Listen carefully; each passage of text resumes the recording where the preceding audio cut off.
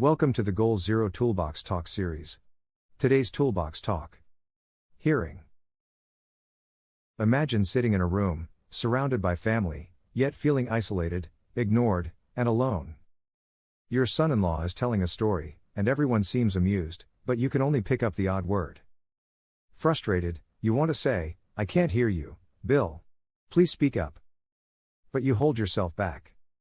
Only minutes ago, you made a similar request, and while you couldn't hear the collective sigh of family members, you could see the frustration on their faces. Your daughter raised her voice to a near shout and said, "Dad, we keep telling you to get a hearing aid. When are you going to do it?" Embarrassed, you retreat into a lonely shell and think, "I'm only 53, not 80. How can I be going deaf so early?" The consequences of failing to protect your hearing may take years to show up. Prolonged exposure to noise exceeding 85 decibel, about the same loudness as a vacuum cleaner, can cause permanent hearing loss by damaging the microscopic hair cells inside your ears. The high frequencies are the first to go. You might not be able to hear cymbals or violins clearly on a stereo and find yourself boosting the treble to try to restore the sparkle.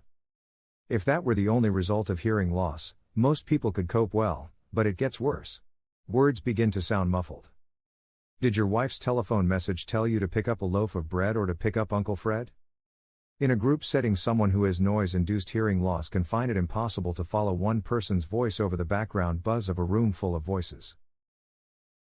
While most people experience some age-related hearing loss, many have adequate hearing as long as they live. But if you work in a noisy setting and are not regularly using hearing protection, you're setting yourself up for premature hearing loss.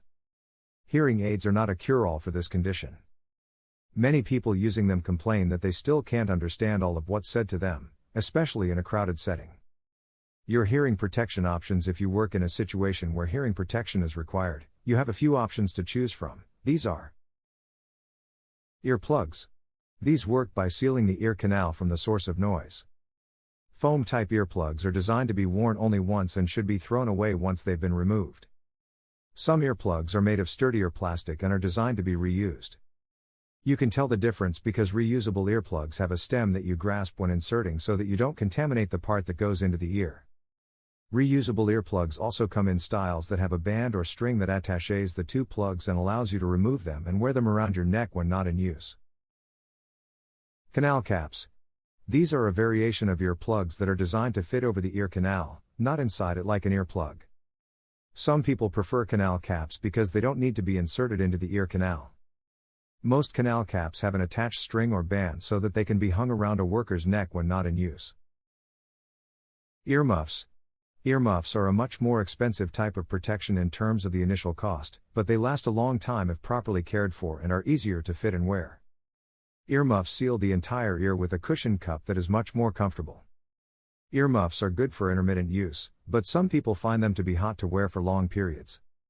Earmuffs also come in styles that have built-in radio communication capacities. You can also purchase earmuffs that mount safely onto a hard hat. Remember that noise is noise. Prolonged exposure to sound levels exceeding 85 decibels can cause permanent damage.